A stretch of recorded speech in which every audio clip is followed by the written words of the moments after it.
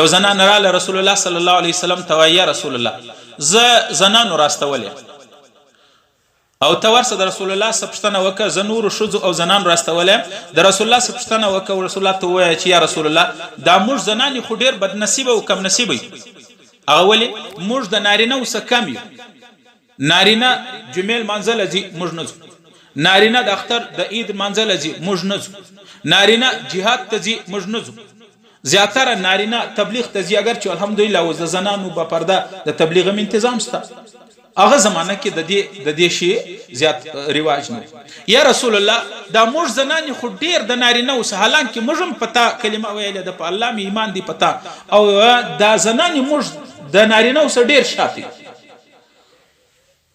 نارینه زموږ سره ډېر مخته دي پیغمبر علیه الصلاة والسلام صحابو باندې مخ راواړه بیا ورته ویل ول داسې بهترین تپوس به یو چا کړی لکه دې زنانې چې کړی او رسول الله حضرت اسماء رضی الله عنها ته وویله ول اسماء ته ورسه چې کومو زنانو ته راستولې ټولو ته دا ووایه چې زنانه چې کله د کور په چاردیواري کې د خپل حیا د خپل عزت د خپل ناموس پرده خیال ساتي د نارینه په ټولو اعمالو کې دا ور شریک زنانې کپړې وینځلې د خپل خاوند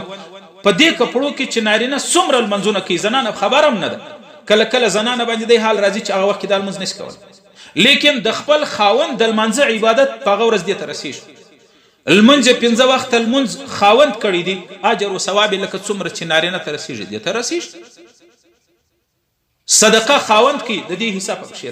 اعمال تلاوت خاوند کوي د دې حساب پکښې رسول الله و دې زنانې ته وویله ولته ورسه چې کومو زنانو ته راستولې هغه ته مو ووایه چې زنانه چې په کور کې د خپل خاوند د خپل بچانو د خپل عزت او د ناموس خیال ساتي زندگی تیروي زنانه د خپل خاوند د نارینهو سره په ټولو اعمالو کې شریکه ان تر دې حدیث کې دي چې کومه زنانه د خپل کور د حیا او د پردې خیال ساتي هغه د نارینهو سره د جهاد په میدان کې خاوند دی ورور دی د تبلیغ لتللی دی جهاد لتللی دی چې څومره عمل پلار ورور خاوند او زوی کوي دا خور کور والا لور دا ټول کې شریکان د زنانه شریکان دویمه خبره دا چې زنانه په معاشره کې حیثیت نه لري الله رب العالمین چې زنانو ته کم مقام ورکړی دی نو هغه تاسې وایي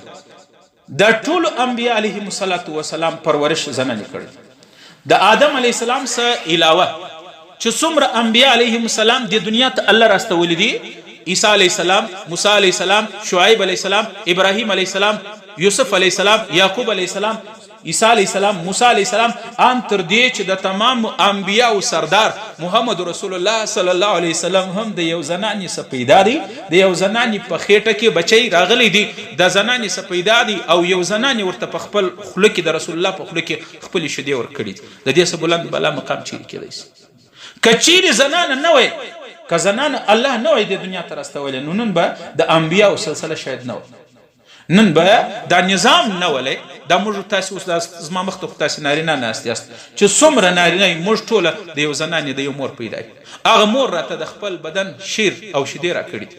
که هغه موږ نن نه وی پاللې نن به موږ داسې ناست وی دا نظام په دې وجه باندې دین اسلام چې زنانې ته کم عزت احترام ورکړی دي شاید د دنیا یو نظام دی ورکړی او بله دا خبره چې دا زموږ معاشره وای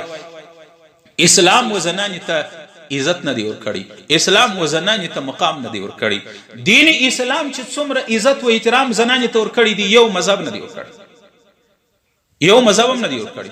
دا اوس اسرائیل چې کم دی یهود د اسرائیلو په مذهب کې دا دي د یهودیانو په مذهب کې چې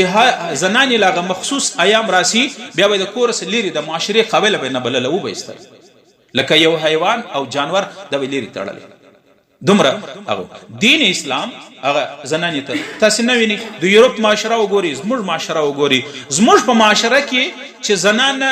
ود سوې نه لور د یو چا پلار پابند دی مشر ورور پابند دی هارو مرو ضرور خامخا به ځې بازار له مزدوري به کوې خپلې خور خپلې لور له به نفقه راوړې اختر په عید کې به د دې د کپړو انتظام کوې جوړ ناجوړه سو د علاج معالجې انتظام به کوې د یورپ معاشره وګوره ته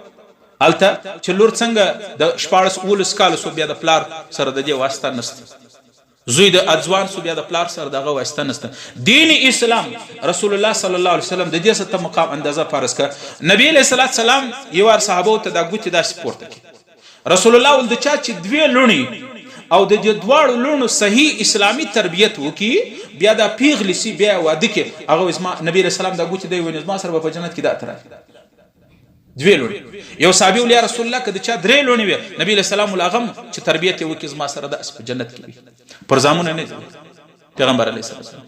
او دویمه خبره ده زموږ پښتانه تاسو ناراضه نسی زموږ پښتانه چې لور پیدا سي بیا سر دی کوژ نیولې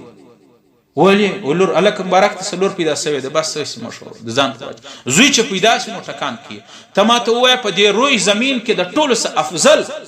ټول افضل انسان محمد رسول الله د رسول الله چې کوم نسل پات دی دا د زامنو دی کده لونه دی د حضرت فاطمه اولاد حسن حسین د حضرت خدیجه اولاد حضرت زینب حضرت رقیه ام کلثوم د نبی علیہ السلام چې نن څه کم نسل د سادات او د سیدان د رسول را روان دي دا د لونه سړي. او تو ماته وای الله رب العالمین په ټول انسانانو کې محمد رسول الله په الله باندې ډیر ګران دي. څوک چې پر یو چا ډیر ګران نو خوشته فوت شی ورلږ دي کنه. الله رب العالمین خپل پیغمبر ته لونه تحفه ورکړ. الله چې خپل محبوب محمد رسول الله ته د لونه تحفه ورکړي نو زه ته ولی په لور بیا ناراضه کیږم. په دې وجه لور او زنانه هغه د دې دنیا د دې معاشره یو اهم جزء